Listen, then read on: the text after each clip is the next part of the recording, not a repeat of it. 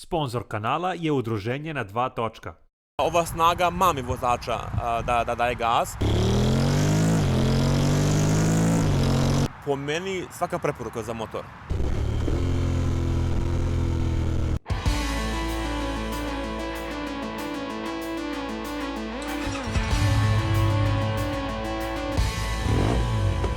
Hvala partnerima ove zajednice koji su svojim članovima omogućili brojne popuste i benefite. I dragi ljubitelji kanala i poštovaoci skutera, dobrodošli u gostovanje. Sa nama je Marko, naš dragi član udruženja na dva točka, aktivan član Facebook stranice Samo skuteri i odnedavno, Marko, ti si se nama pridružio u ovim organizovanim izletima, je li tako? Tako je, da. I sa nama si ovdje da nam predstaviš svoju Honda Forcu 750 iz 2024. godine. Tako je, proizvodnja je prošlogodišnja, ali ja sam nju uzeo sada na sajmu ove godine, krajem marta i od tad je vozim bukvalno. Ajmo, pre nego što neko se odluči za kupovinu jedne ovakve mašine, koja je doduše jedna od najozbiljnijih na tržištu, ajde da kažem u klasi skutera, pod znacima navoda. Hibrid, jeste. Šta si ti pre ovoga sve vozio dok nisi došao do toga da kupiš Forcu? Pa ja sam kao dete vozio Peugeot Spitfire 2, koji je i dalje u mom vlasništvu, ali samo ga ne vozim više iz razloga da mi je premali i preslab. I onda sam na sajmu prošle godine kupio X-Max Yamaha 300 i nju i dalje vozim, ali samo je koristim dosta više u poslovne svrhe. Dok recimo onda mi je zafalilo snage, da kažem, prvenstveno na autoputu i možda na magistralama u principu brzine veće, možda od 100 km/h. Gde X-Max nije mogao da zadovolji moje kriterijume i onda sam gledao šta je to što je u toj klasi, a da je jače od X-Maxa. Meni je tu bio prvi favorit T-Max, pošto prosto Yamaha je, prvo sam gledao taj brand i probao sam ga, stvarno je motor odličan, ali recimo nisam bio zadovoljan što se tiče komfora, malo manje prostora za noge imam, malo mi je kao tešnje. Što se tiče snage, ide brže od X-Maxa, ali ne brže od ovoga. U smislu, ovdje mi je, da kažem, Forza ima bolji obrtni moment. Bolje ubrzava, to, da kažem, nije bilo presudno. Mislim, samim tim govori snaga agregata koja je 10 konja veća nego na T-Maxu, i u njutnima i u konjima. Tako da, to mi je presudilo. Sad, kao najveća razlika T-Max i Forza 750 je menjač. Ovdje je u pitanju DCT menjač, koji je svima dobro poznat, jer već dugi niz godina se on upotrebljava na Hondinim agregatima. I samo u pitanju je stvar navike. Mislim, u principu kao recimo DSG menjač na kolima, ko zna kakav je. Tako da, drugačiji stil vožnje. Možda se vozi u tom automatskom režimu, ali potreban je stvar navike da ne možeš stalno daš gas i to je to. Nego moraš malo da razmišljaš o tim brzinama. Mislim, barem ja tako vozim. Verovatno mnogi ne, uključen na automatski deo i to bukvalno ga voziš kao T-Max, kao X-Max, sve jedno kao običan skuter. Evo ovako, ja sam spreman da sednem na ovaj model, ali to nije samo pali kreni, nego šta ja sad ovdje treba da uradim, Marko? Pa, prvo, kao i na svakom skuteru, da ga uključiš ekran, daš kontakt, divno, na kraju ga upališ. Čekaj, on radi na Ćopavoj? Da. Zanimljivo. Da, to mi je super stvar i recimo kad sipaš gorivo i kad otvaraš sedište, ne moraš da ga gasiš. Znači kad sipaš gorivo, može da radi i da ga ubrizgavaš? Da, i možeš tipa da mu otvoriš sedište. Recimo znam da na X-Maxu to ne mogu, dobro. da mu to mogu. Okej. Prva stvar koju bih ja radio, modove vožnje prebacim na... Podesi mi na neki automatik da prvo on sam šalta brzine, jer... On sam i na ovom ovde. Okej. Mislim da ti je okej ovo ovde. Okej, dobro. Jer na standardnom mnogo brzo šalta. Okej. To je prva stvar, druga stvar je na drive. A samo moraš da digneš Ćopavu. Okej, znači ja sam mogu da sednem, jel tako? Čoveče, ali je komotno. Da. Baš je komotno. Super, okej. I šta sad? Onda upotiš ga u drive, na D. Tu je već ubacio u prvu brzinu. Aha, znači on je bio u neutralu. Znači ja sad mogu njega da vratim u neutral. I to i ja sad mogu da mu dam gas, ništa se ne dešava. Klak, okej, super. I recimo ovdje ga prebacuješ dalje automatski ili manualni režim. Dobro. Sad je trenutno kada stoji u slovo D, kad je u automatskom režimu, kad stisnem ovdje, evo piše manualni. Aha, I onda kada je u manuelnom, Dobro. samo sa strane, na plus i minus. Ajmo za sada, idemo na probaj u D, ok. samo ga na ovo vraćaš. Na drive, na D znači automatik. Da. Super. Ajde sada, pošto za neki gledalce ovo je apsolutno nova mašina, kao i za mene, moram da priznam. Da li je DCT menjač u stvari jedna vrsta kao Tiptronic menjača u automobilu? U principu da. Znači, zato sam imao pre kao i rekao, kao DSG menjač na automobilima. Znači, bukvalno imam opciju da ubacim u drive, da kažem, i on sam tu određuje kad menja. Sad, recimo, ima ovde 4 moda vožnje. To su standard, user, sport i rain. Ja recimo ga vozim u mom custom user režimu, jer tu sam prosto namestio kako meni odgovara da on isporučuje snagu, da koči motorom, da menja brzine. I u tom režimu je meni najviše odgovara u smislu ne ide previše u obrtaje kao u sportu. U sportu, bukvalno kad hoću da ga gazim, onda je taj režim za njega. Režim standard previše brzo menja brzine i previše brzo ih vraća. Ja ga osjećam kao da se guši. Ima on snage kad mu dam gas, ali prosto za moje uši to nije to. I meni je, da kažem, taj user režim najbolji. I recimo u njemu mogu da vozim kad sam u automatskom delu vožnje. I u principu, da kažem, skoro isto kao što bih ja vozio, tako recimo i ono isto menja. Tako da on mi, da kažem, sasvim okej za vožnju po gradu. Sada kada smo kod već ove ladice koju je Marko otvorio i zatvorio, ova ladica za ovu cenu baš i ne odgovara ovoj Forci. Sad ćete vi reći, Jovan krenuo traži mane. Nije, pa kao i na AK Premium, ima one ladice tanke, plastične, ne razlikuju se mnogo ni na Forci.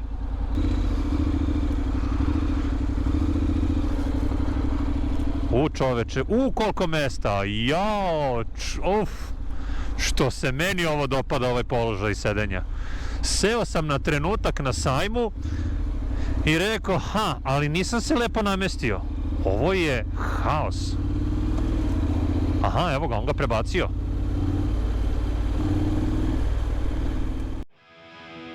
Članska karta Udruženja na 2 točka ti omogućava kupovinu moto opreme i delova u najpoznatijim moto kućama u Srbiji po sniženim cenama i to do 20%. Pored toga, partneri ove zajednice ti daju i popust na servis svog motocikla, tehnički pregled, kupovinu pneumatika, edukaciju i treninge, presvlačenje i modifikaciju sedišta i brojne moto usluge. Opširnije o svemu ovome pronađi u opisu ovog videa. Dobrodošli! Dakle, ovo uopšte nije jedna obična mašina kao sa jednim cilindrom gde ti sedneš i daš gas i voziš. Ovde ima mnogo toga što je jedan vlasnik mora da nauči pre nego što se sa ovakvom mašinom oslobodi. Pa slažem se, skroz je drugačiji princip rada i način održavanja i vožnje nego na CVT pogonu. Recimo, ovde postoji lanac, sada nekome to smeta, nekome ne. Ja sam neko ko, da kažem, vodi računa o motoru, da bude čist i uvek spreman za vožnju. I onda, recimo, taj lanac zahteva čišćenje i podmazivanje, da kažem, na svakih 500 km. Sad, to meni nije problem, ali nekome sigurno da jeste. I smatram da je lanac bolje u smislu da je dugotrajniji i mislim da generalno motori na lanac imaju bolju poteznu silu.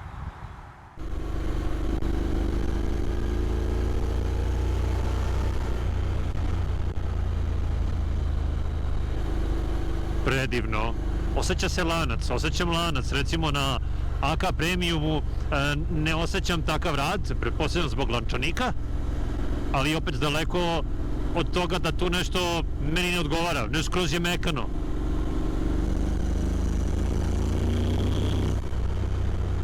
Počinje da žviždi tu negde na 4,5. Tako je, čim se pređe 4000 obrtaja dobio onu pištaljku lepu. Savršeno.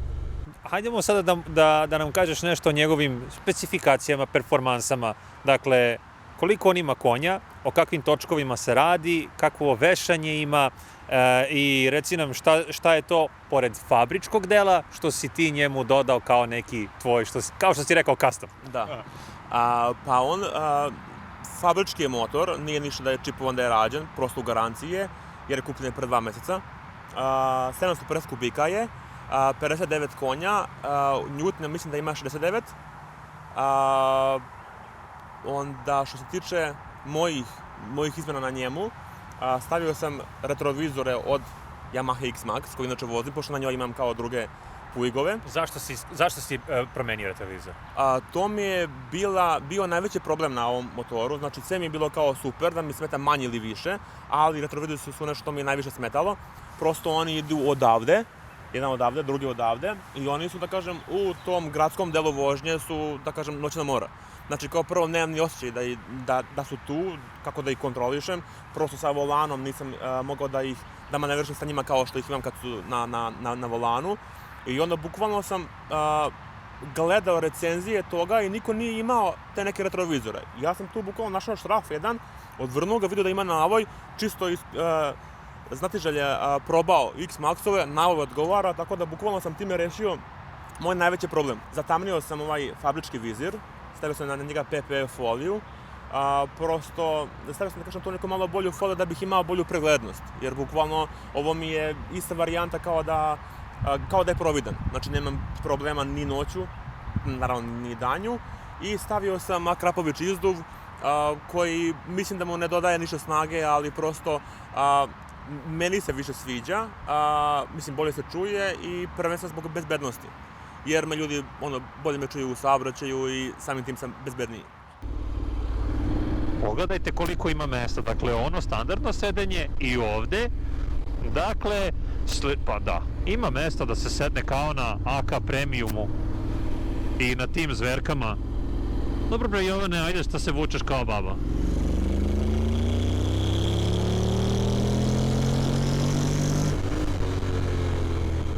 Kako bi okarakterisao njegovo vešanje, način na koji se on ponaša na asfaltu preko neravnina i šta bi rekao za njegove fabričke gume, ako se ne varam, Bridgestone je u pitanju? Jeste. Pa što se tiče vešanje je elektronsko, ali nije podesivo, nego se ono samo automatski podešava.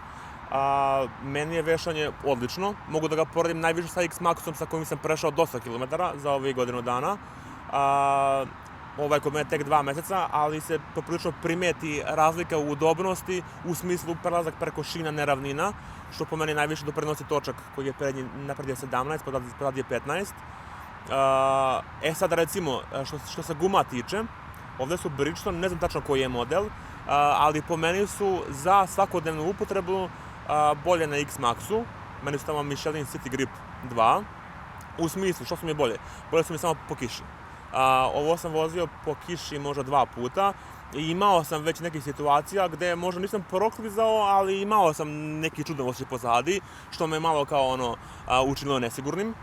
Dok recimo na X-Maxu za 23.000 km koliko sam prešao sa njim, nisam imao nijednom tu situaciju. A već sam jednom promenio te gume, tako da u smislu guma ove su super, verovatno i bolje kada je suvo, ali da kažem nemaju, da kažem, po meni adekvatnu šaru kada je mokro, kada je kiša.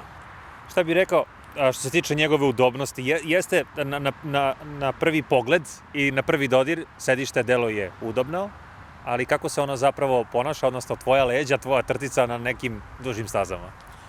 Pa sedište je, da kažem, jedna od mojih zamerke, da kažem. Sad možda nekome ne bi to bilo zamerka, ali meni koji sam po tom pitanju malo, da kažem, osjetljiviji, bi bila zamerka u smislu da ja mislim da ne bih mogao da prođem više to jest da vozim više od sat i pol vremena bez pauze. Mislim mogu, ali to je po meni onda mučenje. Pošto prosto Touring je skuter, više za putovanja, mislim da su trebali da naprave neko udobnije sedište. Na ovom recimo modelu ne mogu da se nekako sad zavalim turistički, drži vas u neku pripravnosti na neki sportski režim vožnje. Opet nije fotelja, ali može da bude ako se vi vremenom nekako lepo to uglavite. Mare, jer mogu ubrzanje do 100? Jer mogu? Okej, hvala.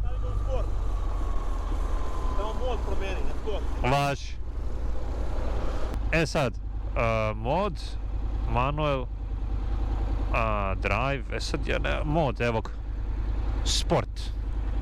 Super. Što se tiče nekih njegovih vibracija, ponašanja na većim brzinama, da li on daje neke znake nervoze pri visokim velikim obrtajima, da li jednostavno postoji neko strujanje po celoj njegovoj šasiji koje tebe u nekom trenutku čine neugodnim pri nekim velikim obrtajima i velikim brzinama. Motor je, da kažem, relativno skoro i razrađen, najviše što sam ga vozio je 140, bukvalno na toj brzini, znači kao da vozi, na primjer, 80-90, nema turbulencija, nema ničega, osim tog vetra. Sad, vetar je meni problem zbog mojih gabarita i prosto da kažem, mislim da mi je polovina kacige mi je na udaru vetra. Što se tiče ruku i ramena, malo po ramenima, ali generalno to mi nije problem. Najveći problem mi je glava, recimo, i to sam baš primetio kad se malo kao sagnem ili kao kad se spustim, bukvalno je skroz drugačiji osjećaj.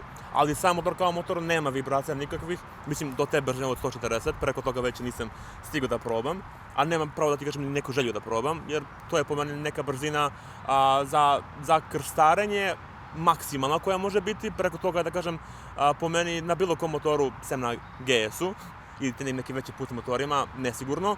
Tako da brzina od 140, ali po meni, uglavnom na 120-130, je po meni neka optimalna brzina kojom ga bar ja vozim.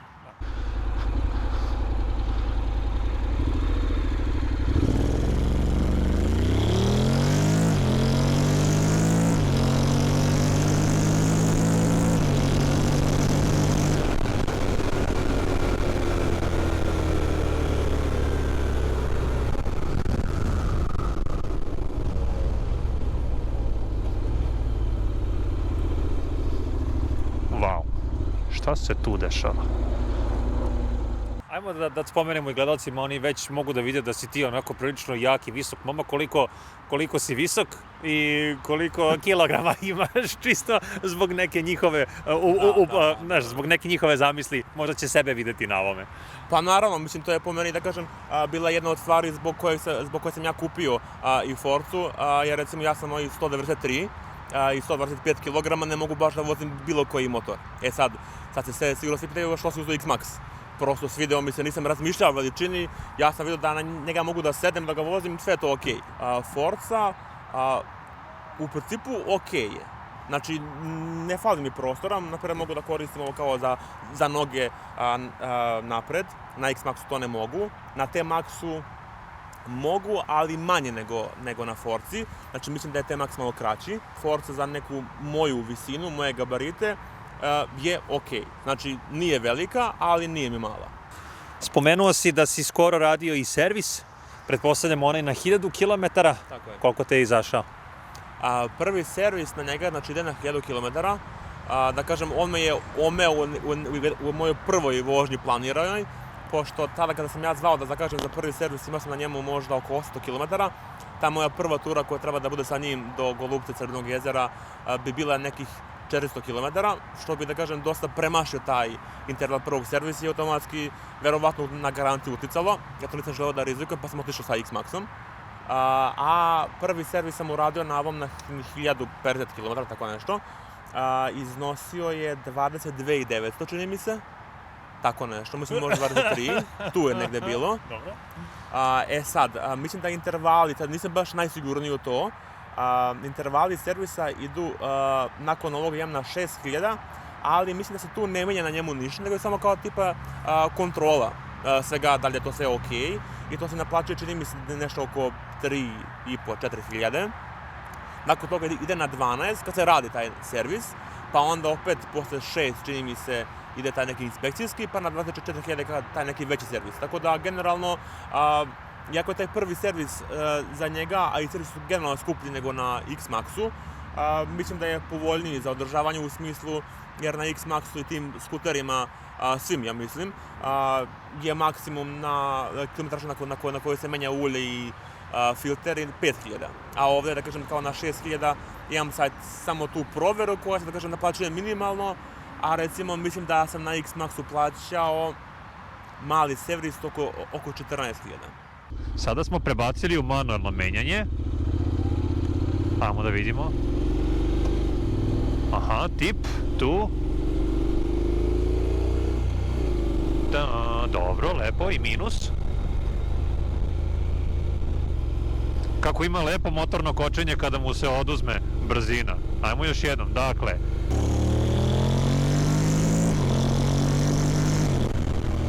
Divno.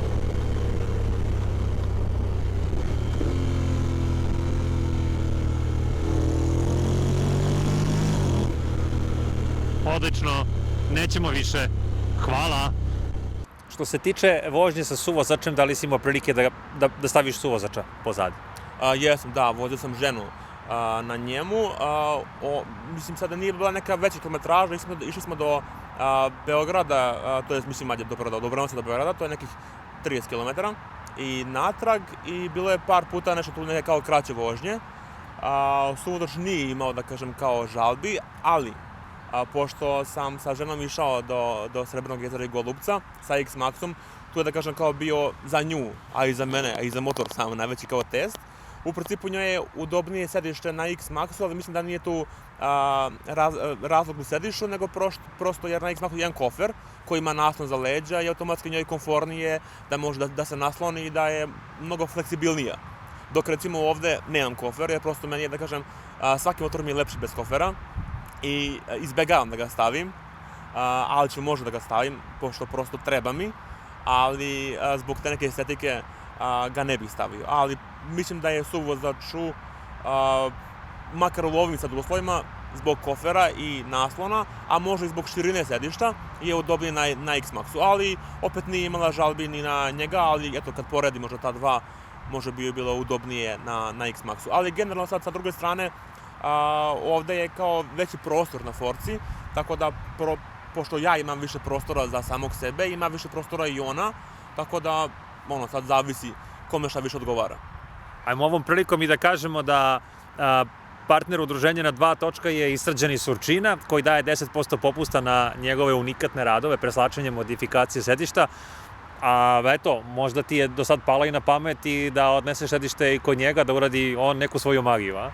Pa jesam, mislim, čak mi je palo i na pamet i na X-Maxu, ali da kažem tu nisam imao nekih problema, ali eto, ja sam to više kao želeo da radim kod njega, jer mi se sviđaju njegovi radovi u smislu unikatnosti, jer jako lepo to samo po sebi izgleda, a meni, da kažem, je tu, da kažem, izgleda dosta bitan i sama ta estetika tog sedišta mi je bila lepa.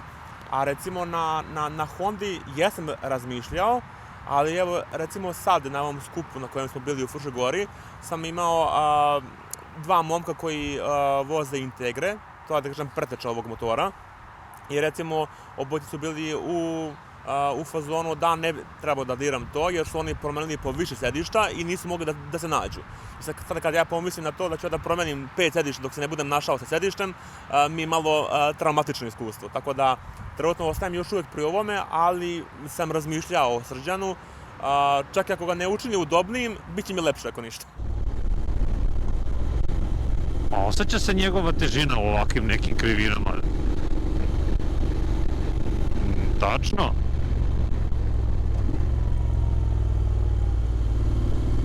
Da, ima težinu za ovakvu vrstu skretanja i sada mi je jasno zašto je Marko rekao da mu za grad nije baš kako treba. Odnosno da za grad ipak preferira X-Maxa, naravno. Moram pre svega da budem vrlo iskren. Ja nikada nisam vozio Honda Forcu. Da.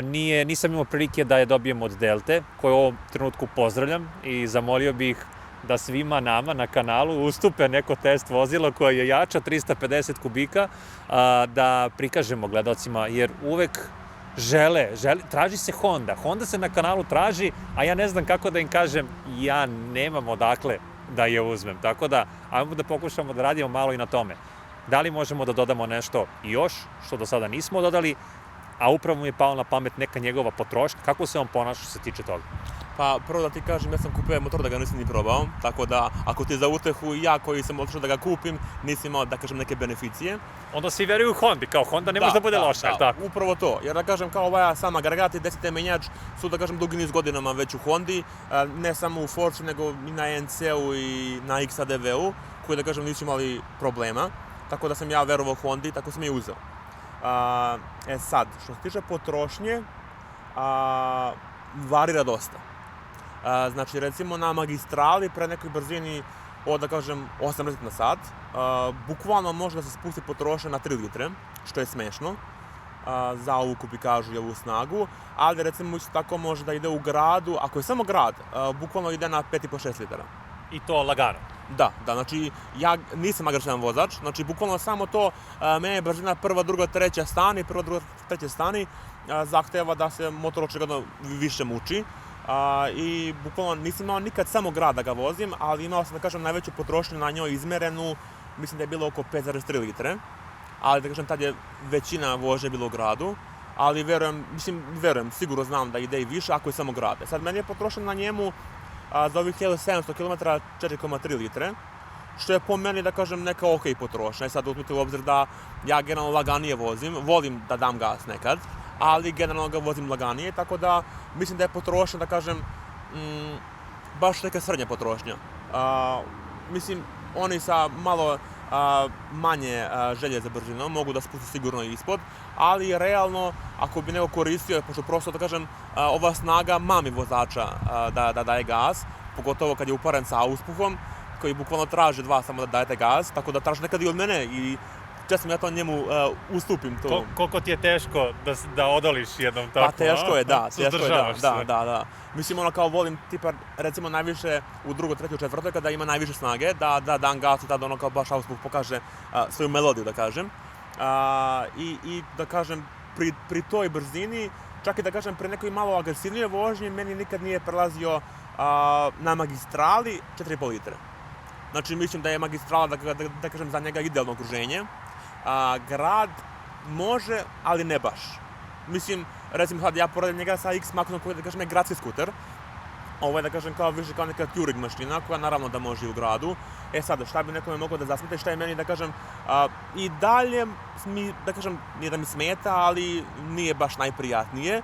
To je, recimo, taj DCT menjač koji se najviše čuje u tom nekom prelazu, recimo prva, druga, treća već manje, ali da kažem prva, druga se kao najviše kao čuje to kao klik-klak. Sad to nije više da on trzi tako nešto, ali samo da kažem nekome taj zvuk smeta.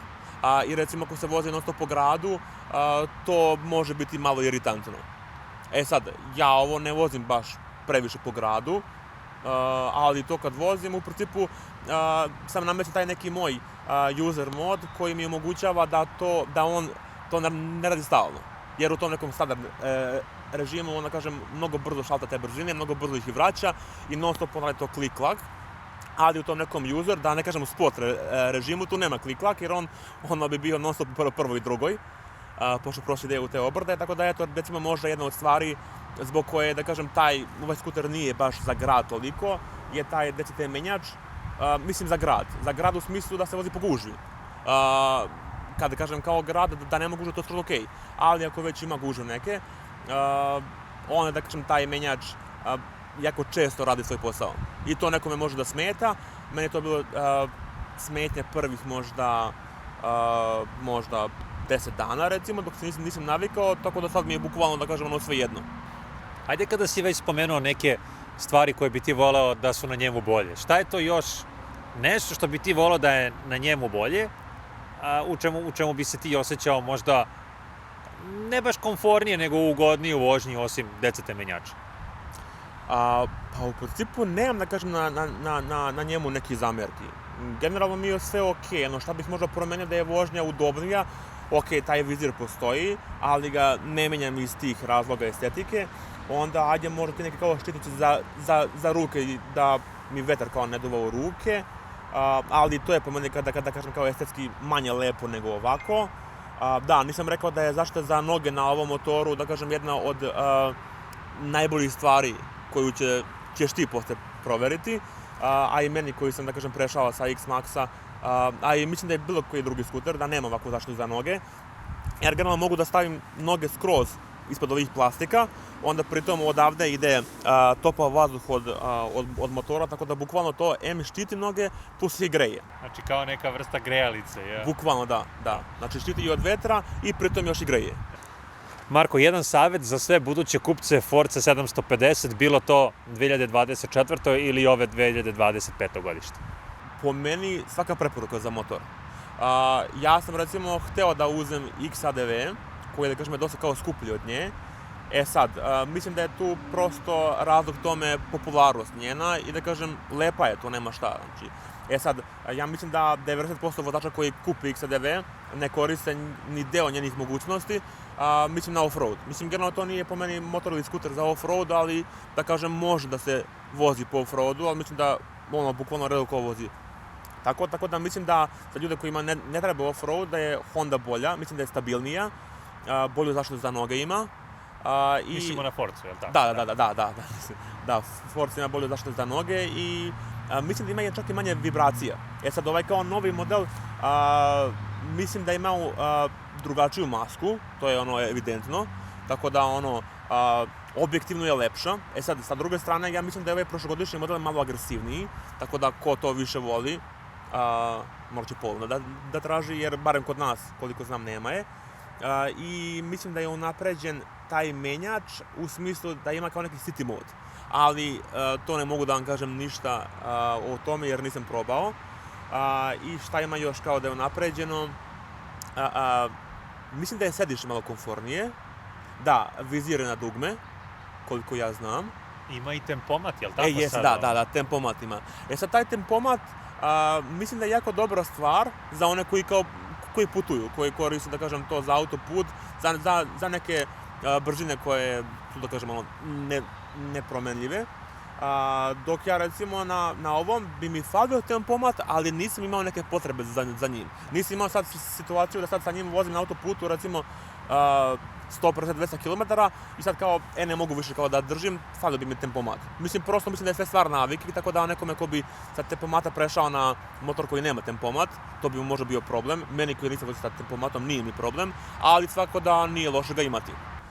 Hvala svima koji su ostali do kraja ovog videa. Idemo malo da se vozimo i utiske ćemo sabrati svakako u nekom narednom bliskom periodu.